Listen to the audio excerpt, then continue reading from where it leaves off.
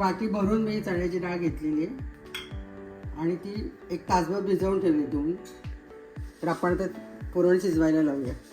आपण पुरणाचे कडबू बघतोय. पारंपरिक पदार्थ आहे, जास्त करून हे कर्नाटकात केलं जातं. तर ही वाटी भरून डाळ आहे,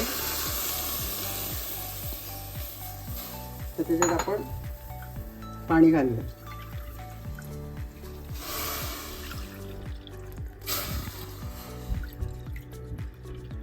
तीन वाट्या पाणी घातली.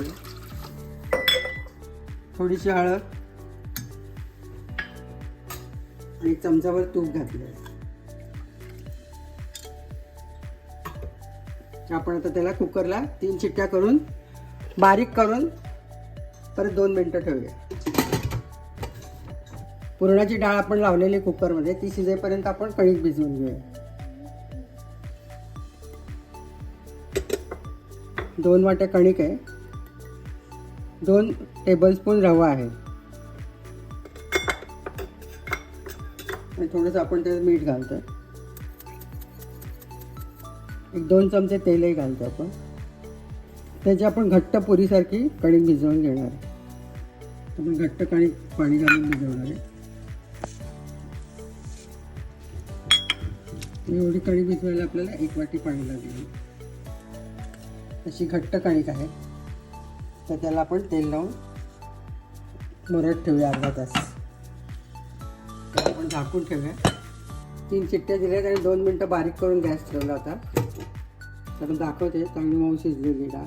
तर त्याचं आपण पाणी काढून घेऊया.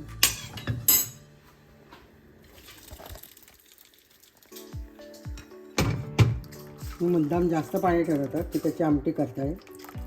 हा एक उत्तम पर्याय आहे.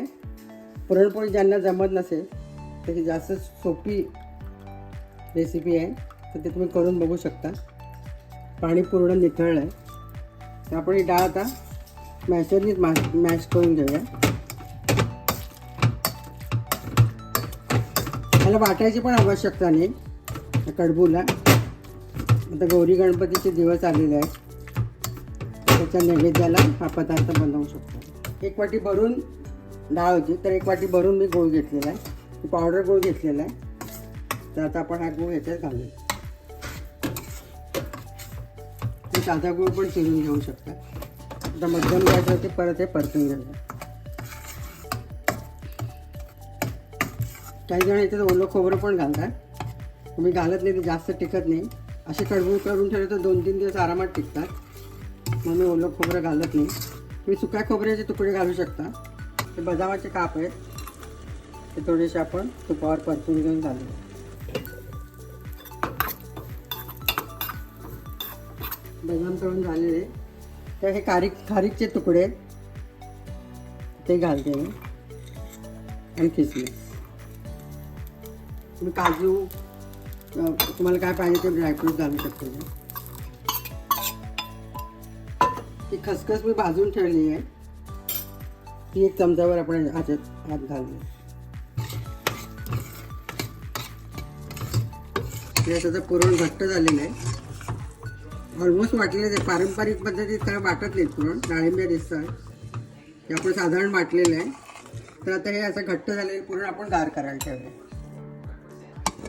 गार झाल्यावर आपण ते कडबू म्हणजे करंजी करून घेऊया. तर आपण 1 चमचा वेलची पावडर आणि थोडं जायफळ घातलं आहे, मिक्स करून तेल घेतलं आहे, गरम करायला ठेवलं आहे. तुम्ही तुपात पण करू शकता. अजून एकदा आपण मळून घेऊया. छोटे छोटे त्याचे पेढे बनवून घेऊया. त्याला आपण थोडीशी खसखस लावूया आणि मग लाटूया.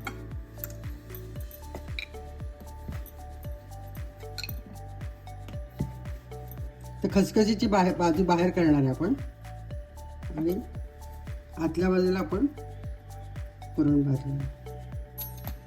थोडंसं कातून घेऊन मग आपण मुरड घालूया.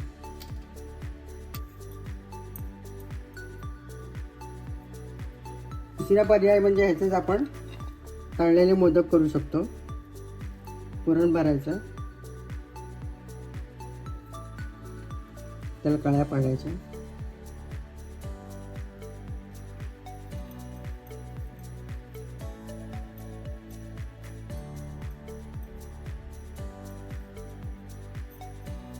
असा मोदक पण करू शकतो गणपतीच्या नैवेद्याला. त्यात आपण करंजी तळायला घेऊया. तेल गरम झालेलं.